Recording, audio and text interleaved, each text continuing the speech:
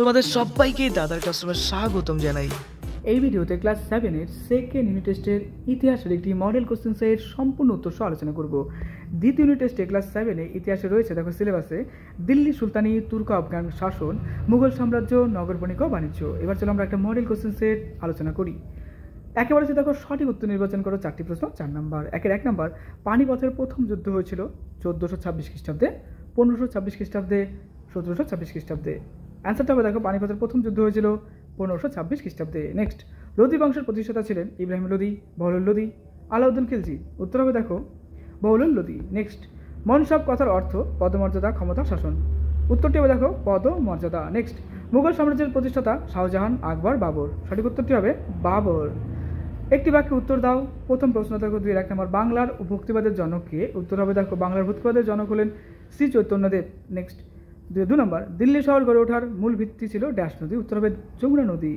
Next, প্রাচীন বাংলায় কয়েকটি নগরের নাম লেখো। দেখো প্রাচীন বাংলার কয়েকটি নগরের নাম হলো পান্ডুয়া, গৌড়, নবদ্বীপ, চট্টগ্রাম। সৈয়দ বংশের প্রতিষ্ঠাতা কে ছিলেন? উত্তর হবে দেখো সৈয়দ বংশের প্রতিষ্ঠাতা হলেন খিজির খান। নেক্সট, চিরাগি দিল্লি বা দিল্লির প্রদীপ কাকে বলা হতো? অ্যান্সার হবে দেখো শেখ নাসিরউদ্দিনকে বলা হতো। কোটলা শব্দের অর্থ কি? উত্তর হবে দেখো কোটলা শব্দের অর্থ হলো দুর্গ। মুঘল আমলে উচ্চপদস্থ মনসবদারকে বলা হতো ড্যাশ। উত্তর হবে কি দেখো আমির বলা হতো। মুঘল আমলে উচ্চপদস্থ অর্থাৎ যারা উঁচু উঁচু পোস্টে বসে আছেন তাদেরকে বলা হতো কি বলা হতো? আমির বলা হতো। পানিপথের প্রথম যুদ্ধ কাদের মধ্যে হয়েছিল?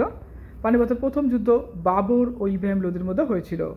নেক্সট দেখো, মোহাম্মদ বিন তুগলক তামার মুদ্রা কেন চালু করেছিলেন? 2 নম্বর আছে এটাতে।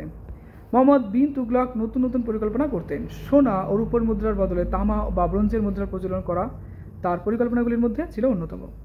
বাজারে সোনা এবং রূপার মুদ্রা প্রচলন ছিল, কিন্তু সোনা রূপার ঘাটতিও ছিল। ঠিক আছে, তো যদি এত সোনা রূপা দিয়ে মুদ্রা বানানো হয় তবে সোনা রূপার তো ঘাটতি হবেই, অর্থাৎ অভাব তো হবেই। অপরদিকে তামা এবং ব্রোঞ্জ ছিল সহজলভ্য, অর্থাৎ খুব কম দামে পাওয়া যেত এবং সহজেই পাওয়া যেত। এই কারণে সোনা ও রূপর ঘাটতি মেটানোর জন্য মোহাম্মদ বিন তুগলক তামা ও ব্রোঞ্জের মুদ্রার প্রচলন করেছিলেন। নেক্সট দেখো, নিচের প্রশ্নের উত্তর দাও। 4-1 নম্বর, সুবা কি? জাপ্তি বলতে কি বোঝো?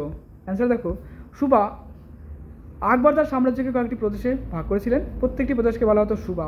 জাপ্তি বলতে জাপ্তি মানে নির্ধারণ। আকবর তার রাজত্বকালে নতুন করে জমি জরিপ করেন। জমি জরিপের ভিত্তিতে অর্থাৎ জমিগুলোকে জরিপ করছেন। জমি জরিপের ভিত্তিতে রাজস্ব নির্ধারণ করার পদ্ধতিকে বলা হতো জাপ্তি। নেক্সট, টিকা লেখো দক্ষিণাত্য ক্ষত। দেখো অ্যান্সার হবে খ্রিস্টীয় সপ্তদশ শতকে অরঙ্গজেবের সময়ে মারাঠাদের শক্তি অনেক বেড়ে গেছিল। অরঙ্গজেব ভেবেছিলেন যে দক্ষিণী রাজ্যগুলি জয় করতে পারলে সেখানে থেকে অনেক বেশি রাজস্ব আদায় করা যাবে, অর্থাৎ অনেক বেশি ট্যাক্স বা যেটাকে আমরা বলি ট্যাক্স বা রাজস্ব অর্থাৎ কিছু নেওয়া হচ্ছে তারা পাবেন। তার সঙ্গে মারাঠাদের দমন করাও সহজ হবে। অরঙ্গজেবের আমলে মুঘলরা বিজাপুর ও গোলকোন্ডা দখল করেছিলেন। মুঘল সাম্রাজ্যের আয়তন এত বড় আগে কখনো হয়নি, অর্থাৎ অনেক বড় সাম্রাজ্য হয়ে গেছিল, কিন্তু বাদশাহ যা ভেবেছিলেন তা হলো না। তার বদলে বহু বছরের রক্তক্ষয়ী যুদ্ধে মুঘলদের অনেক আর্থিক ক্ষতি হলো। দক্ষিণাত্য যুদ্ধের এই ক্ষত আর সারল না। মারাঠা নেতা শিবাজিকে স্বাধীন রাজা বলে মেনে নিতে হলো। 25 বছর ধরে যুদ্ধ করে অরঙ্গজেব শেষে দক্ষিণাত্য মারা গেলেন 1707 খ্রিস্টাব্দে। নেক্সট, পানিপথের প্রথম যুদ্ধ সম্পর্কে যা জানা লেখো। One of the most important প্রশ্ন দেখো অ্যান্সার হবে 1526 খ্রিস্টাব্দে পানিপথে বাবরের সঙ্গে ইব্রাহিম লোদির যুদ্ধ হয়। এই যুদ্ধে বাবর তুর্কিদের থেকে শেখা এক ধরনের কৌশল ব্যবহার করেছিলেন, একে বলা হয় রুমি কৌশল। মুঘলদের ঘোড়াসওয়ার তীরন্দাজ বাহিনী ছিল খুব গুরুত্বপূর্ণ। তাছাড়াও তাদের গোলন্দাজ বাহিনীও ছিল। বাবরের সৈন্য সংখ্যা কিন্তু লোদিদের তুলনায় অনেক কম ছিল, কিন্তু বাবর ছিলেন যুদ্ধপটু।